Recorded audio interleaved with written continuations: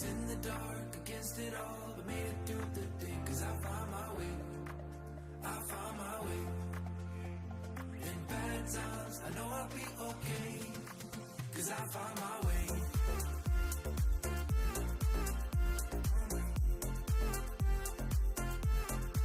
Cause I found my way.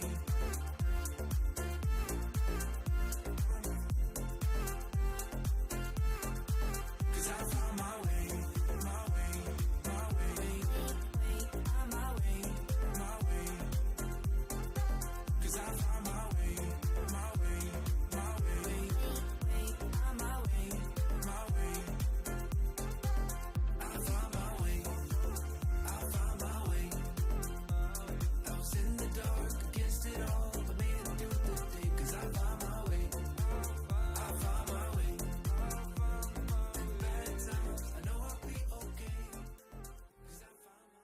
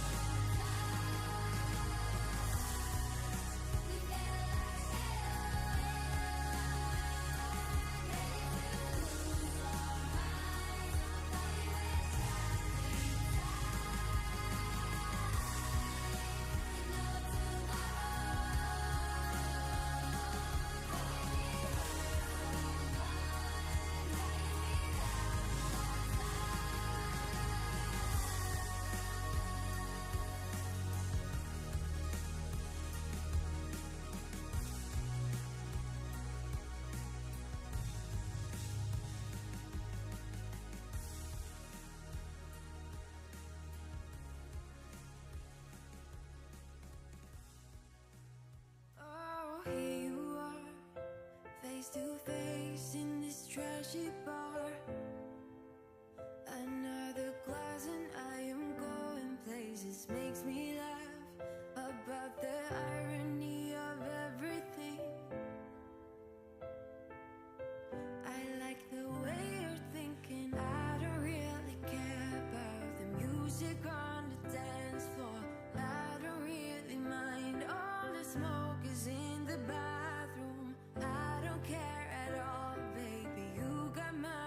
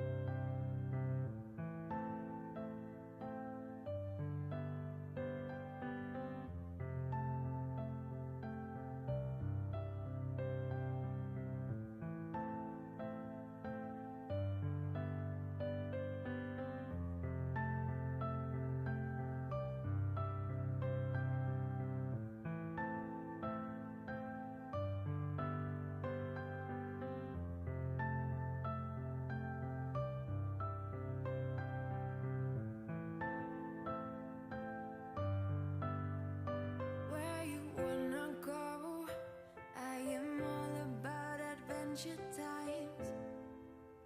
Another drink and I'll go anywhere. The way you smile, like a flash in the universe. You are illuminating. I don't really care about the people in the bar line.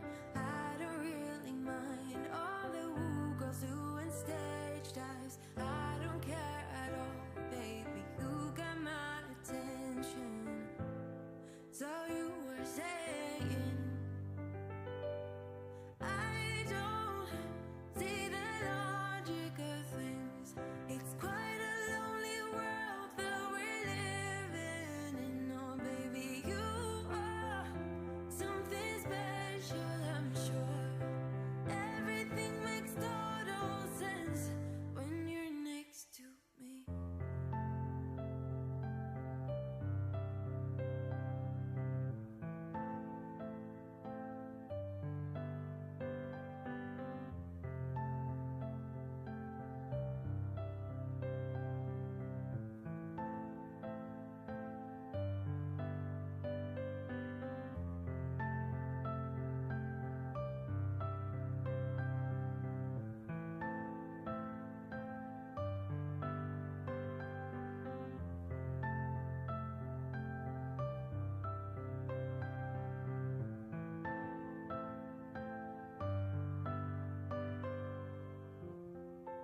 Even if I told you I could never let you go, I am not so sure you believe me. But if I mean to show you, I will never let you go. No, I don't see the logic of things. It's quite a lonely world that we're living in. Oh, baby, you are something special, I'm sure. Everything makes total sense when you're next to me. Oh,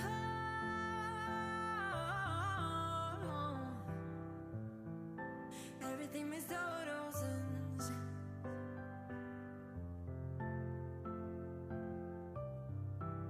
when you're next to, when you're next to, when you're next to me.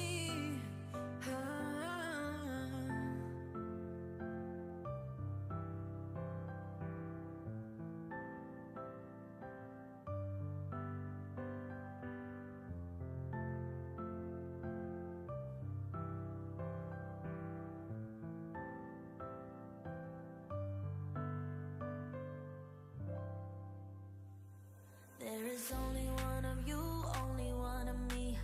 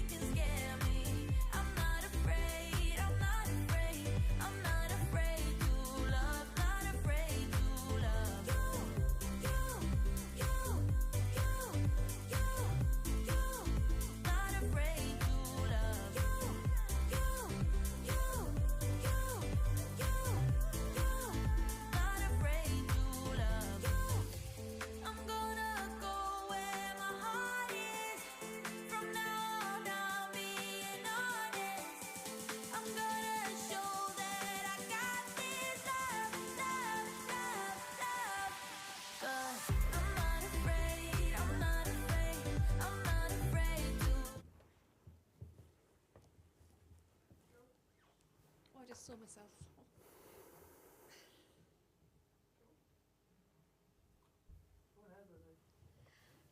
Happy Tuesday, everybody, and welcome to the Entrepreneur Club. And today we present Robert Ferguson. Robert's one of our external stakeholders, and I'd like to invite him to the stage now to give you a brief overview of his life as an entrepreneur and some information on how you might think about setting up your own business. Welcome, Robert. Thank you.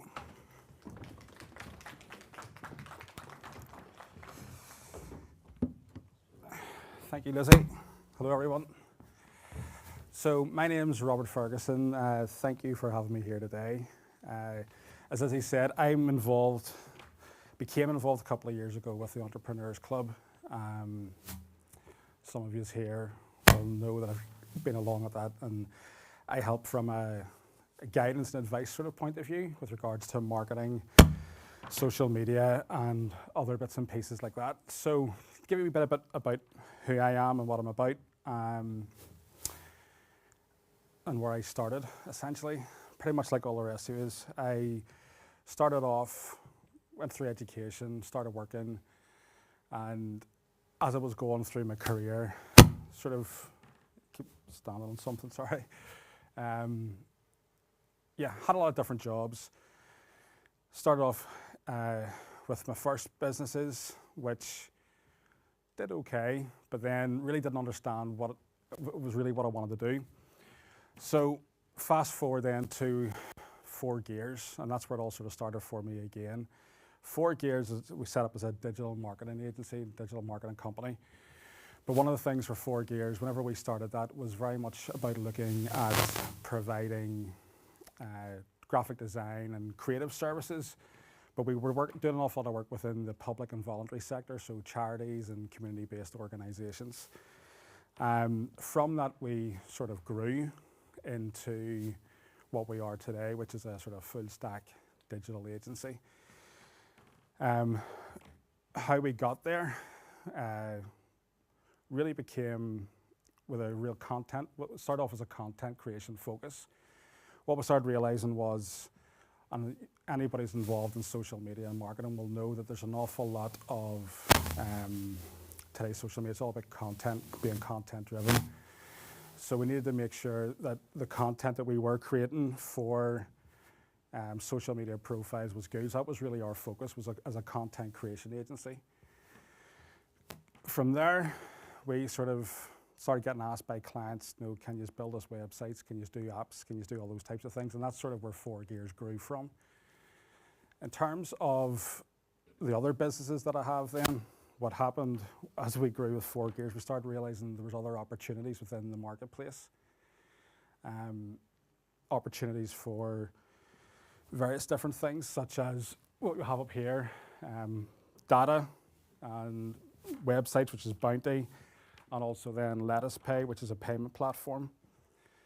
But with all of those, one of the key things for us with regards to the content side of the business, that really was what underpinned everything for us.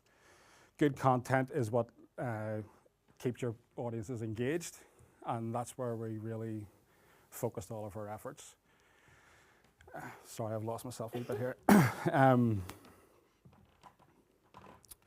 Me and my background, went to school in Belfast, and from there, after school, did the whole university thing, education thing, went into working.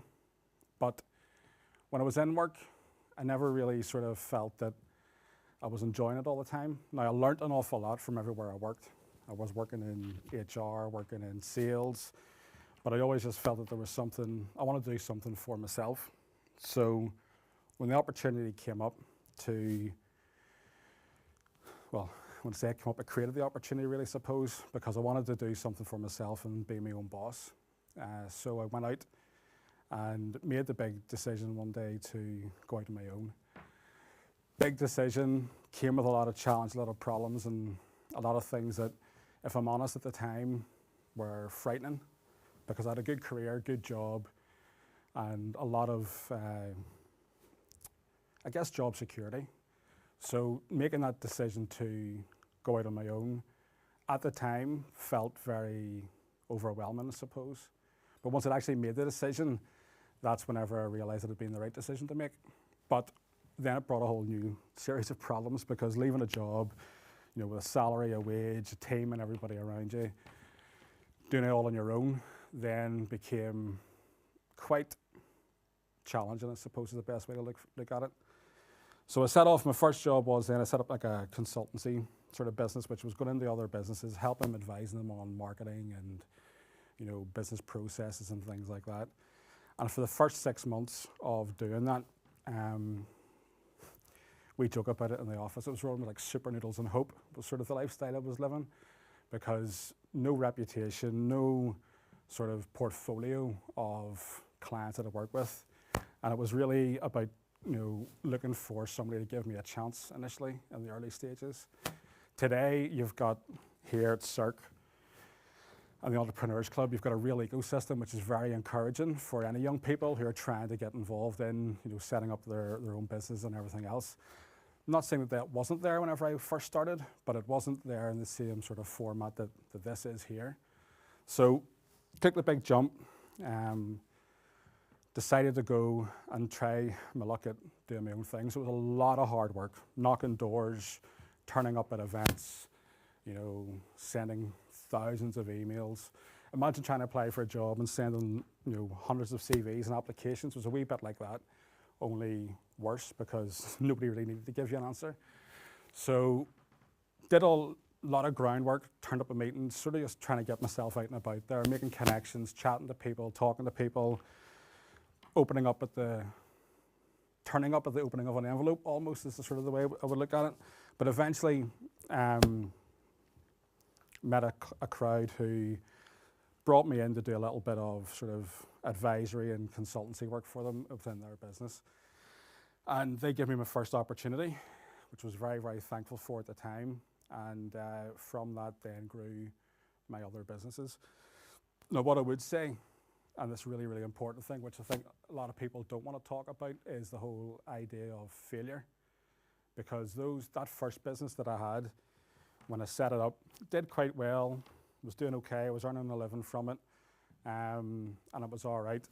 But then a number of things happened in my sort of personal life, if you want to call it that,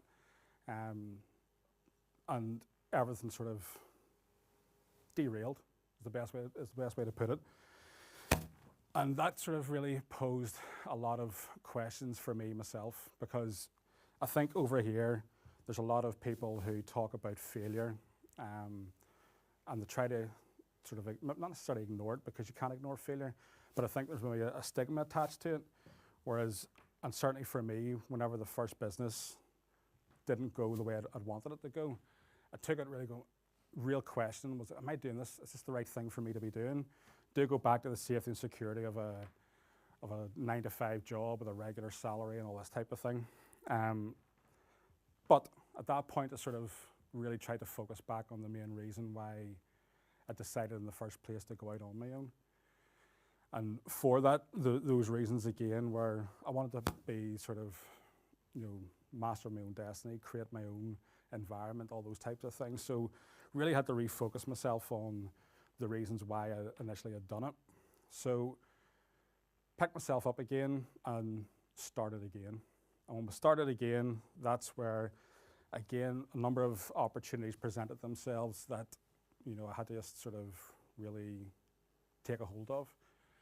And that brings us up then to 4 gears. So the failure bit, what I would say is anybody talking about entrepreneurism, there's this whole thing about overnight success. It absolutely is not that at all. It doesn't happen like that. Not to say that it doesn't happen for some people like that, but for me personally, it didn't. I had to go through the real ringer, so to speak, on a number of different things. But picked myself up, started again, and starting again, I think the biggest learning I took from the first time round, you learn an awful lot from your mistakes. And I think it's fine to make mistakes, and it's fine to fail at something, as long as you're learning from it every time. Do you know what I mean? Fail forward, I think, is what people talk about. And certainly that was my experience. So I learned an awful lot from the first number of challenges that I'd faced. And then we started 4 gears. 4 gears is important for this because if we're talking about how 4 gears has led to the other things that I'm involved with, certainly the other things such as Validata, Bounty and Lettuce Pay, they were never on my radar, so to speak. They were never on my plan. I didn't set out one day, right, I'm going to open up 4 or 5 businesses here and I'm going to do this, this, this and this. It wasn't like that at all. What happened for me was through 4 gears and the work we were doing and the opportunities that we were creating and the clients that we were meeting and people we were meeting with that business, other opportunities presented themselves. I think 4 gears then, and if we sort of contextualize it gave me the platform, if you want to call it that, to really grab the other opportunities that presented themselves through that. So certainly anybody who's looking to start out on a business or sees an opportunity for a business, grab it with both hands is what I would say.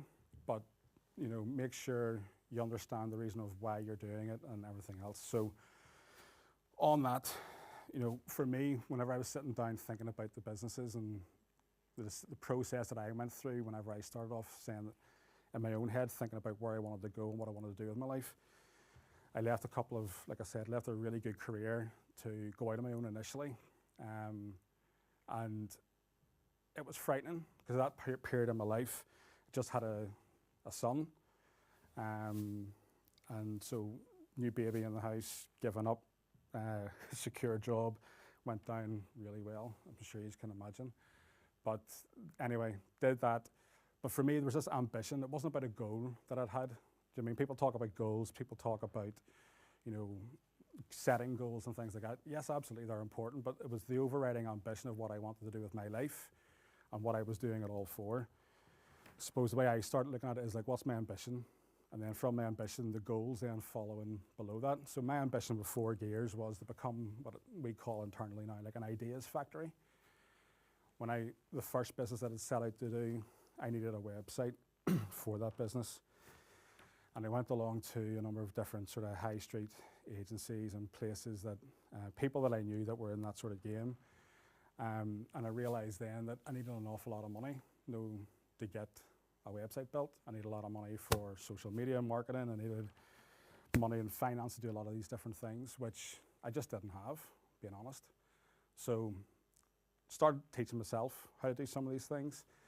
And that's really what the genesis of 4 gears then became, and how that turned for us into what we call now the Ideas Factory. The whole ambition for us with 4 gears was to make sure that if somebody came along with an idea, that they could go from idea, concept to plan, MVP, product, service, but all under the one roof. So we weren't having to go to somebody to talk about a website, then going to somebody to talk about our marketing, then going to talk to somebody else about the finance, the consultancy bit. It was to try and bring that all into one. And by doing that then, we now have the business which, as I said, can do all of those things under the one roof. But that has then led to the other opportunities that you see up behind me on the board here. Because whilst we were doing that and we were realizing, well, people came to us initially for content because that was our niche, that's what we were good at. We knew content, we knew how to produce really, really good content. Clients then started asking, well, you're doing our content for us, could you do us a website? Yep, okay. Not really what we were about initially, but we had the skill set, the capability to do it, so we started doing websites. Then it became apps, then it became software, and we sort of grew like that. And then doing all of that, we then found that other opportunities were happening because we started looking at websites and going, right, okay, to build a bespoke custom website, we're doing this, but there's an awful lot of other services out there which people can get into for websites such as Wix, such as Squarespace, all those different types of ones. And then we thought, well, is there a way of taking what's being offered there and making it better, giving it the 4 gears treatment, so to speak. And that's when we developed the whole Bounty product, which essentially is like a website builder on steroids, as we sort of called it. So I think for the relevance of all of that is to you guys, if you're thinking about setting up a business, yeah, have an ambition as to what you want to be and what you want to do with that business. But when you're going through that whole process, you might find there's other opportunities that present themselves that you might want to look at whenever you go through it. In terms of the do's and don'ts of starting up a business, Look, there's no standardized list, I would suppose to say. But for me, certainly the things that I've learnt through experience, really, don't be trying to do it all on your own. I had this idea whenever I first started out that I had to be everything to the business. Do you know what I mean? I had to be the managing director, I had to be the finance guy, I had to be the marketing guy, I had to be all these things. And certainly you have to understand all of those things, but nobody's expecting you to be the expert in all of those. And one of the keys to the success that I've had personally is very much the team that I've built and the people around me. I couldn't do any of what I do without other people helping me. And I suppose over the years as we've grown, one of the key things for me is being able to select people, find people, come across people in data interactions who are far better and far more experienced than me in a particular area, and work with them and bring them into the business to be able to provide their skills and expertise into that. So what I would say is that anybody who is starting out, yes, have the passion, have the idea, be really passionate, that's the entrepreneurial bit. But you got to realize that takes you to a level where then you are going to need to bring in other people to help. And I'm very fortunate the team that I have behind me and across those businesses, they are exactly that. They're reliable, they share, I think importantly, they all share the passion and the vision that we have and that I have for it, and they've fit into the business very, very well. So that'd be the first thing. Don't think that you've got to do it all on your own. Second thing, talk to other people who have done it before you. Okay, 4 Gears, we're a digital agency, but we're very, very young in the grand scheme of things. Yes, we've been successful, we've done well, and we're continuing to grow, and that's fantastic, but there's always somebody out there who has done it before us, done it better, and talking to them and learning from how they've done things and learning from their mistakes and learning from what they've done in the marketplace has been key. The other thing about starting up a business for me was like know your customer, understand who it is your customer is and who it is you want to be selling your product or your service to. And there's people here from engineering today, there's people here from hairdressing and barbers and things like that. The barber one and the hairdressing one probably not very much good for me, as you can tell, but with regards to knowing your customer, that's critical. If you know your customer and you've developed a product or a service which is for that customer, then the second thing I would say is look at, okay, well, what's the market like? Okay, we have a couple of businesses that are sat on a shelf, ideas that we've had for businesses that, to be honest with you, any other time than now would probably be very, very successful. But whenever we've looked at it and we've done the deep dive into who's the customer, what's the market like, what's the economy like, is this the right time for this type of a business? We've realized that, you know what, you could launch it, it could be a business, but it might not actually do much because it's just the wrong time. So that's the other thing I would say about the do's and don'ts of starting a business is know your market, have a clear idea of why you're doing it, but then know your customer and then look at the timing of it. A couple of the bits that we have, like I said, sitting on a shelf there that are doing nothing with it. Are they wasted ideas, wasted energy? Absolutely not. I think that certainly a couple of them will probably be useful at some point in the future.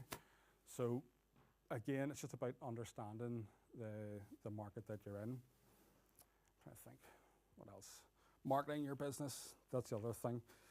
So when I started out with 4 Gears, we had a very, very, very little, very, very small marketing budget, essentially zero with nothing.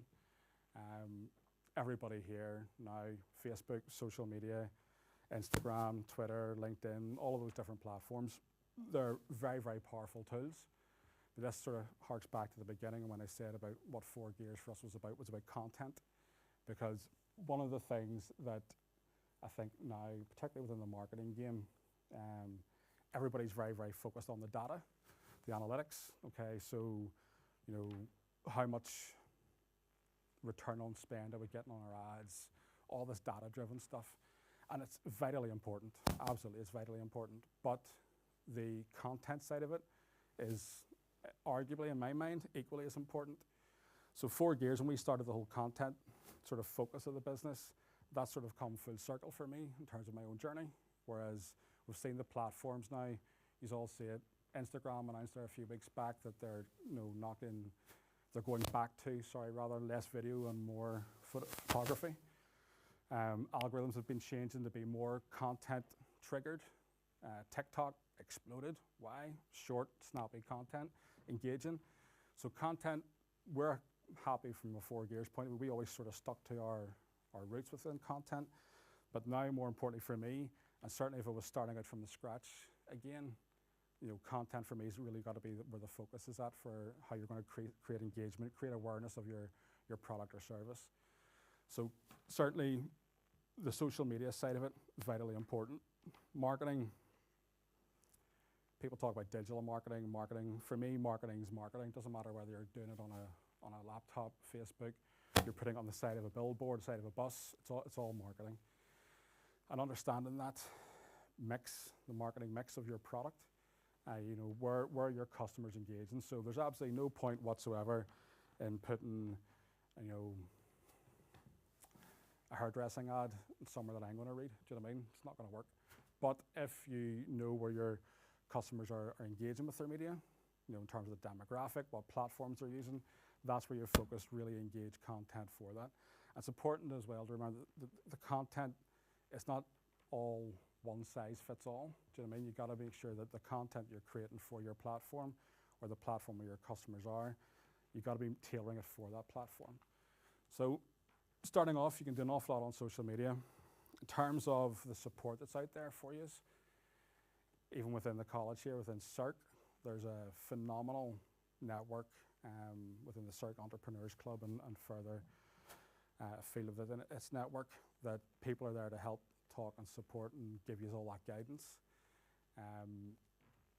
Big issue is really, I suppose, finance, and that's one of the things for me. It's like, well, where to get the money to start these things up? And it's very, very difficult to access finance when you're starting up. But there are lots of plans and projects and support packages that are available to you.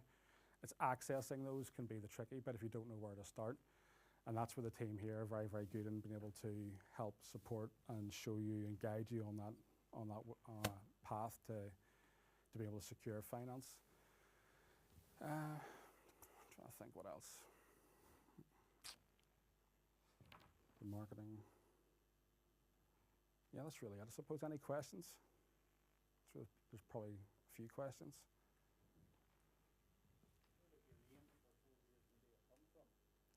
Yeah, 4Gears. So thanks, Adam. So there's an author called, it's going to escape me now, Moore. He wrote a book called Crossing the Chasm, and it was a book which was about basically how to capture virality effectively in sort of high tech markets. And there was a model that he brought up, it's called sort of the 4Gears model, very loosely. And what really sort of spoke to me about that was the fact that sort of encapsulated everything that we wanted to try and be as a business, if you understand what I mean. So it was like, yeah, that made sense to me. And I also thought it was quirky enough for people to ask that question. Now, the number of times I went out with a 4Gears shirt on, and people, you own that garage down there? I was like, nope, not me, do you know what I mean? So it's a bit left field. But it sort of worked. And then I suppose the senior team started off, there's 4 of us. So it sort of grew into making sense to us. But that's where it came from originally. I'll get you the name of the book again. The book's called Crossing the Chasm. But it's a good read. That's where the name came from. The other business there, Validata and Bounty and Lettuce Pay. Lettuce Pay is a payment platform. We just thought that was pretty cool. Lettuce Pay, it's handy. So I had a bit of an argument with the graphic designers about that one though, because the lettuce doesn't look like a lettuce. It looks more like a leek, to be honest with you, if you look at the logo. But yeah, that's where that came from.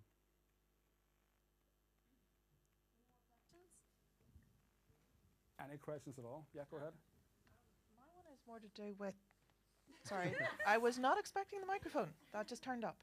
My question is more to do with trying to get into the industry these days. So when I was in college, my guidance was all go get a degree, get a degree. would you say that the get started, actually get practical experience is as valuable? Absolutely. I'm 40, okay? So when I went through school, university, all of that, and certainly my parents were very academically focused and were like, no, get the uni, get the uni, get the uni, do all that. The reality of it was, went to university, did a degree I didn't like and hated. Came out of that, sort of went, right, done that now, what do I do next? And I'll be honest with you, I think when I was about maybe early teens, I had a real idea of what I wanted to do in my life, right? When I was a wee lad, I started, I wanted to be a pilot, then I wanted to be a doctor, wasn't smart enough for that. Then I wanted to be a lawyer, no good for me either. Anyway, I sort of found myself in that sort of period between sort of maybe 16 and 22, 23. Honestly, hadn't a clue what I wanted to do. Hadn't a clue. So to answer your question, what I would say is education's phenomenally important, okay? But it certainly isn't the be all and end all. Do you know what I mean? If you have a passion and there's something that you are really, really good at and you're passionate about it and you enjoy doing it, follow that. You know what I mean? Definitely follow that. Get educated in it if you want to or if you can. Certainly in the 4 gears world, what I would say, like from a creative point of view, there's a bit of a joke I've had with some of the people here I've spoken to before.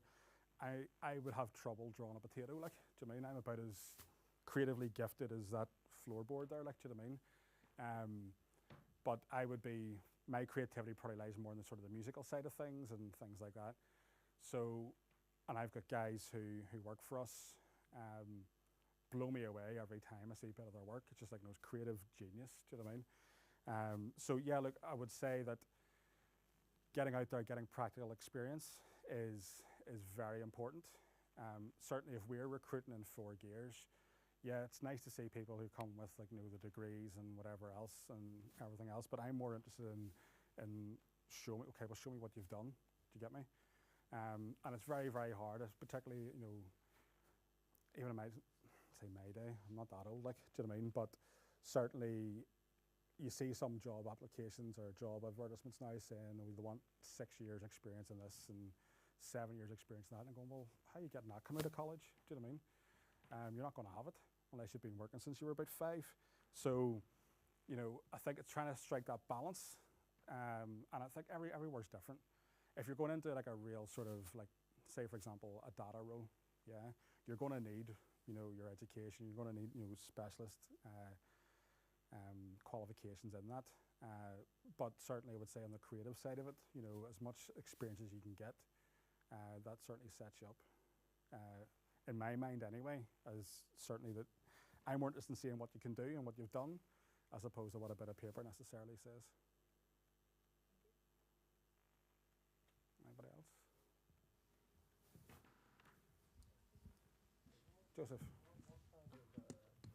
What kind of stuff does 4 gears like kind of make? Like what kind of digital content would you be producing?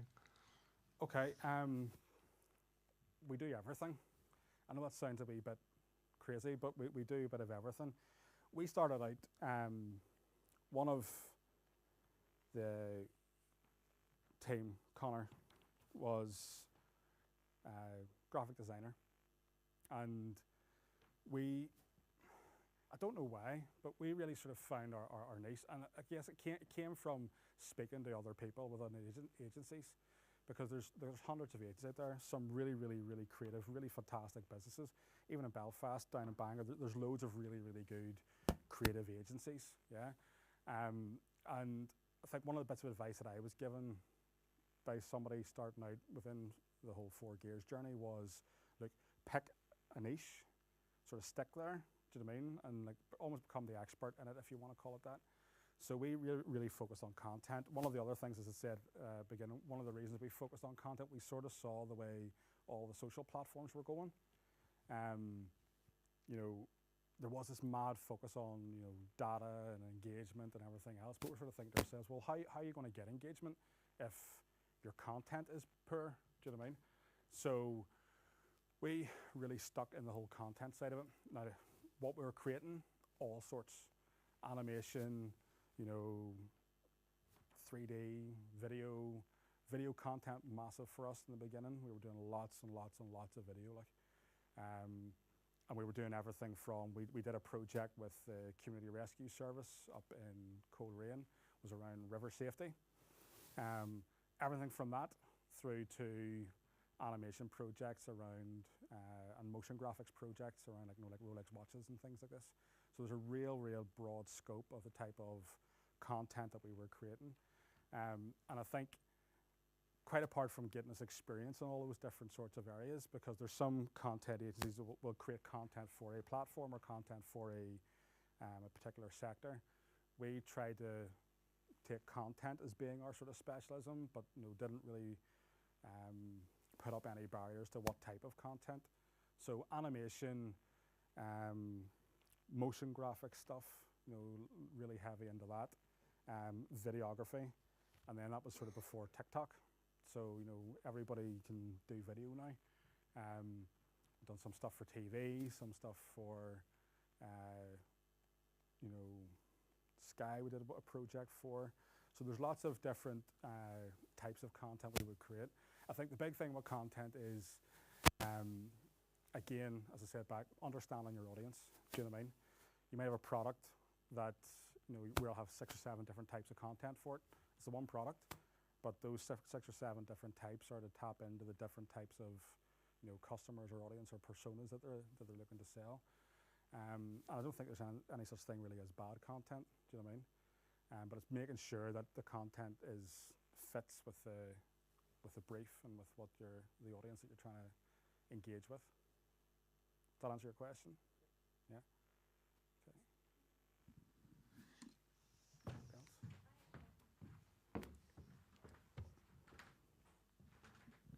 So we've got some online questions here for you, Robert. Steph would like to know, what advice would you give someone hoping to start their business from scratch, especially how to get through the fear?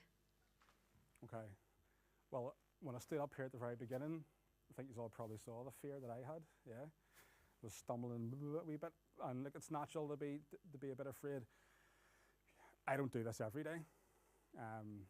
The boys in the offices will tell you, getting me in front of a camera is a nightmare, even in my own office. The fear, I definitely had the fear when I first went out on my own. Okay, the fear of the not knowing, the fear of security. You know, I was, you know, a wee bit on down. As I said, I'd left a good job and everything else. The fear for me, the minute I made the decision to do it, to go out on my own, the fear lifted, genuinely. Just came off my shoulders like that. And then it became a different type of fear. If I'm honest, it wasn't the fear of, oh Christ, what am I going to do now? It was more just the fear of, right, well, hold on. Now I'm ultimately responsible for everything that goes on and that I'm doing. You know, when I was in a job, wasn't feeling too good in the morning, or maybe a rough weekend or whatever, you could ring in sick, or you could, you know, whatever. You were still getting your paycheck at the end of the month. Do you know what I mean? Whereas whenever you're out on your own, if you don't get up and do it, it doesn't happen. So I wouldn't really call it, certainly was the fear of the unknown at the beginning, but I wouldn't say it was a fear after that. It was a different type of fear. It was probably more I would call it responsibility as opposed to fear, because then you really are accountable for everything. There's nobody sitting there behind you, you know, hitting you a slap up the back of the head saying, right, get on with that. There's nobody putting pressure on you to go and, did you get that email done? Did you get that thing sent away? You got to motivate and sort of become responsible to yourself, probably more than anything else. So yeah, so how I overcame it really was just got up and did it. Yeah.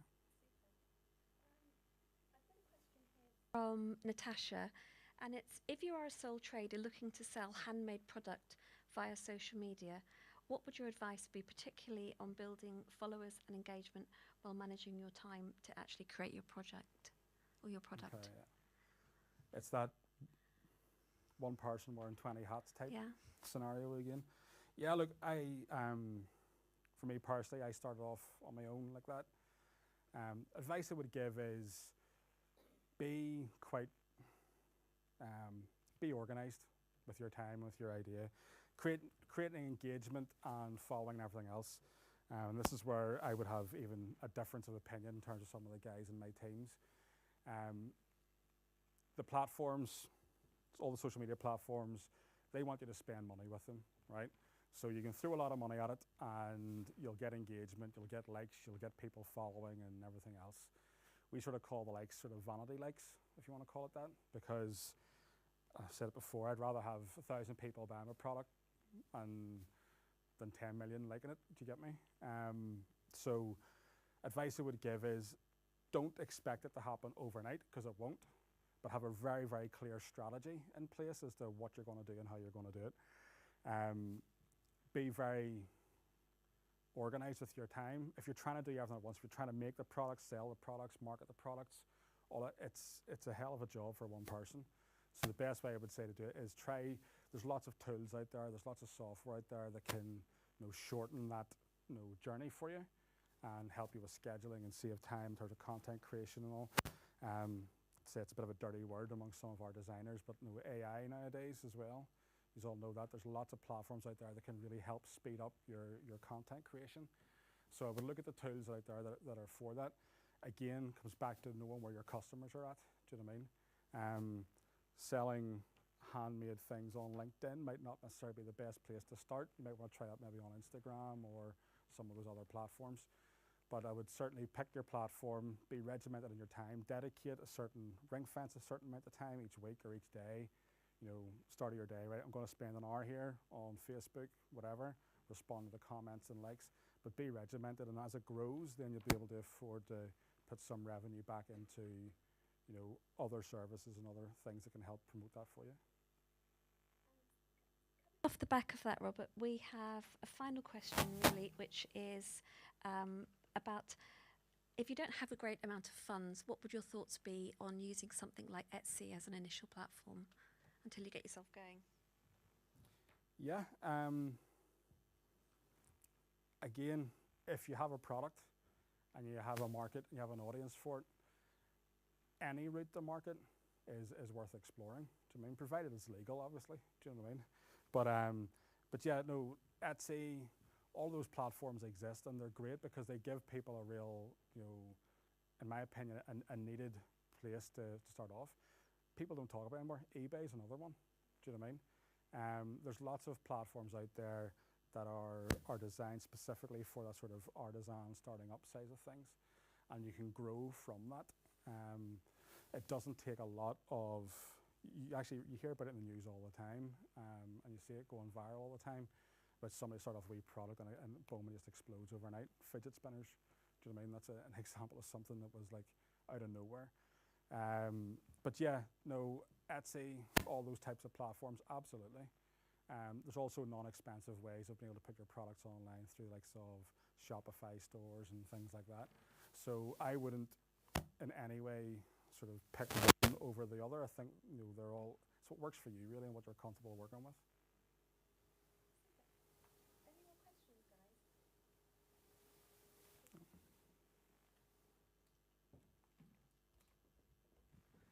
I don't think I approve of microphones. Okay. Mine is more to do with as you're setting up as a digital content creator. So one of the things I was taught to do was to try and set up a contract with your client to make sure that you'd outlined exactly what they were asking for, what they were paying for, and your deadlines and such. I've found in practice, whenever you're starting out, that's quite difficult to enforce, as clients are not always willing to put in writing what they want, and it leaves a startup creative, whether that's video, animation, or graphics, in a position where they're doing lots and lots of revisions. Have you had a way of dealing with that, or have you something that you can give advice on that, like stick to your guns and get a contract? Yeah, it's we were absolutely floored with that at the beginning, being honest. And even to this day, it still would happen more regularly than what I would like it to. Couple of things on that. When you're engaging with a client who comes to you with a brief, yeah, very important that you both outline exactly what's within that brief, okay? Because you can end up in that never-ending revisions and the backwards and forwards. Oh, can you make that logo a little bit bigger and blah, blah, blah, blah, blah. And certainly from within our teams, the designers, it drives them insane. And then you go into the world of editing, like on video editing and things like that. It's not a click a button and it's done type sort of scenario. It's a lot of work goes into all of that.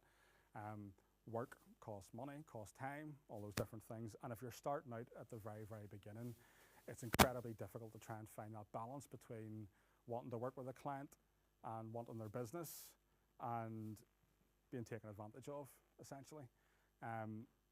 My advice would be stick to your guns, do you know what I mean? Be very clear at the very beginning of saying, look, listen, I'm going to give you the best I possibly can in line with your brief.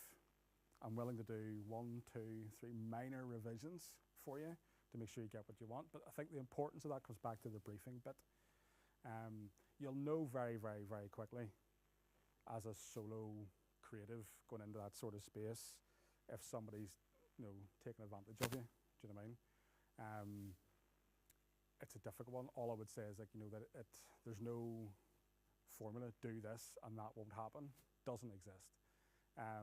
But I think if you can have an open and honest relationship and conversation with the client, really drill down on the brief before you start the work, then it should alleviate a lot of that for you, if I'm honest. Any other questions? Sorry, Megan's going to get you. Thank you. Hi. This is one for the barbers, really. You were saying before about going out and people asking for experience. So our barbers do 2 years training if they go on to level 3. Mm-hmm. But now it seems to be, it's very hard for them to get employed. So whenever they go into a barber's, it's self-employment, like a chair rental or anything. Mm-hmm. So would you have any advice to help the guys, get on top of the game, nearly a head start as soon as they go into a barber's? I know they'd have to build up some type of portfolio or something like that, but it's just very hard for them to go into a barbershop, pay chair rental whenever they haven't been in it long enough to have a good clientele.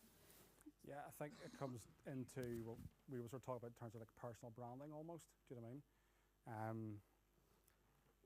There's a lot of ones in Belfast that created almost like a real brand around barbershops and hairdressing and things like that.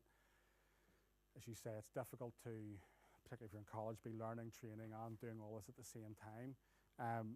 What I would say is be active on your social media profiles, but separate the two. Do you know what I mean? Have your personal social media profile, like, I've got one which is me, my families and friends. Then I've got the professional ones. Create that separation between the two, almost. Like, so have your professional barber sort of brand, if you want to call it that. And that's where you would showcase a lot of your work, because there's ways of being able to do that without spending hours and hours and hours in front of a machine editing or doing photographs and things like that. But I would say, I don't know that industry particularly well, but what I would say is, if it's about trying to showcase yourself or showcase your work or what you've done and your skill set that way, look at building up your own sort of personal brand around that, using your own sort of social media profile. Like you see it on Instagram quite a bit, where there'll be ones where they're doing the reels and the videos and things like that. I would work on things like that to give yourself that platform, so that whenever somebody goes looking for you, recruitment now doesn't care where you're at, they're going on to social media to look for you. Whether they say they are or they're not. You're asking them to submit your CV, submit your application form, whatever. First place they're going is probably LinkedIn, then they're going to Facebook, then they're going to see what you're at. It'd be the same sort of idea with regards to starting out trying to get your first chair or whatever else. Create that brand around yourself for that would be the advice I would give. A few more questions online, Robert, for you. The first one is, if you have this answer, you'll be worth a fortune. How do you convert your social media followers into your customers? Is there an elixir for it? That's the $1 billion question, I suppose. Yeah. we always talk about everything that we would do in that in terms of consistency. Be consistent, okay? I talk about consistency in terms of your messaging, consistency in terms of your aesthetic, consistency in terms of your whole message and what you're doing. Also, importantly, consistent in terms of how you're communicating with your audiences or your customers. There's no flicking a switch and turning your followers into customers. But what I would say is, if you're consistent in terms of your message, so what I mean by that is, if you are selling, I don't know, barber's scissors, yeah, you know, your messaging should always be around in and around that. Okay, look at your content pillars, i.e., like what your personal bit, the business bit, and whatever else. But make sure that that's consistent. There's no point being all about scissors one day and then, I don't know, tires the next. Do you get me? So be consistent that way. Consistent in terms of your scheduling.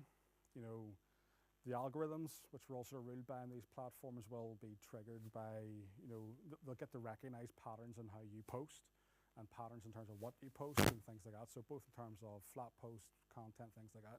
So be consistent in terms of all of that stuff. And then engage, you know, take the time to actually engage with your followers and your audience.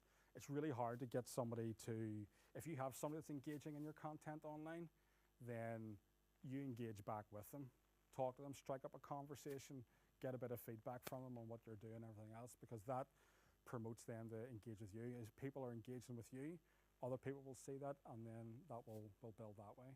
Unfortunately, if I did have that answer, I wouldn't be worried about anything anymore. Final question from the chat here, and it's from Leanne, and Leanne's asking, is it difficult or easy to maintain a healthy work home life balance when running your own business? Question there, isn't it? Yeah. A lot of, look, don't get me wrong, there's a lot of sacrifice in running your own business, is probably the way I would put it. It is very, very difficult. There's a lot of things out there, it sort of annoys me quite a bit, where you'll see, you know, do this, wake up at 4 a.m, go and jump in the sea, run out, get your latte, and then be at the gym for 7 o'clock, and boom, you'll be a millionaire next week. Doesn't work like that. Don't get me wrong, all of those things have their place, and finding that work-life balance is critical. I'm definitely, you'll probably know that as the wrong person to be asking about this, but look at it, it's vitally important. Do you know what I mean? I came in here today, I was drinking a tin of Red Bull before I got on the stage, because I'm wrecked. Do you know what I mean? But I'm wrecked, I've been working away at stuff. I would say, yes, look, it is difficult. And that's why, if you remember at the very, very beginning of this, I was saying about, you know, be very, very clear as to your ambition, as to why you want to have your own business or why you want to get into business for yourself, because it is difficult. There's a lot out there, you hear it talked about all the time, like overnight success. That doesn't happen. You know, that business up there, Validata, one of my companies, that's been 5 years of work, and we're still pre-revenue. We haven't made a penny in that business yet. But that's been 5 years of constant graft, going back, thinking it's right, going back over it again, checking it's right, pitching it to people. They're going, no, have you thought about this, thought about that? Do you know what I mean? It doesn't just happen overnight. 4 gears certainly didn't happen overnight. Do you know what I mean? Like, you know, going out there and working away, knocking doors, like I said, everything else, until somebody gave us that piece. That's probably me, sorry. So getting the work-life balance right is vitally important, because you will and you can burn out, and you will have to make sacrifices to do it and to become successful. But I think as long as you're not doing stuff which is unhealthy, and realizing that, you know, I think the biggest thing for me to accept early on was, in finding that work-life balance, was being able to find people around me that could help me, and that were willing to help me, and then having the confidence and the trust to be able to delegate that out and delegate some of the work out. That definitely helped give me a bit more free time. So yeah, look, it's tough. Don't be under any illusion. If you're going to go down this route of start your own business, it's a lot of work, but the rewards are definitely there if you persist at it. So thank you. Okay. Would you say overall it was the right choice for you? Ask me again 10 years maybe, but yeah, like for me personally, it definitely was the right choice. I went through a whole period in my life there for a while where I wasn't really sure what I wanted to do. Do you know what I mean? I was going into working in a job, didn't really like it, didn't really feel right for it. For me personally, it was the right thing to do. Has there been days where I've regretted it? I wouldn't say regret as strongly as, oh my God, I wish I hadn't bothered, but there's certainly been times where I've thought to myself, am I doing this? Is this the right thing for me to be doing? But yeah, like I think for me personally, it's worth it. Everybody's different though, and everybody has different reasons for wanting to do it. For me, I've got an idea of where I want to be in 5 years' time, and what I'm doing is to get me there. So that's the way I found of getting to be where I want to be. So for me, yes, it's good. I think it's not the regret. You get tired, you get burnt out, there's a lot of that going on, but I absolutely love what I do, and I think that's the key bit to it. So yeah, thank you. Any more questions? No, is that us? Look, thank you very much, everybody, for listening to me and for having me. It's been a pleasure. Thank you very much, Yeah, Robert, no for worries. coming along today, and thank you to everybody who's joined us online, the enterprise workshops that are happening online as well. And if you've any questions, please contact us at SERC Enterprise and at .ac.uk, and we'll help you. Or come along, pop into B30 on your way home today. We'll be in the office till 5 o'clock. Thank you all very much for attending.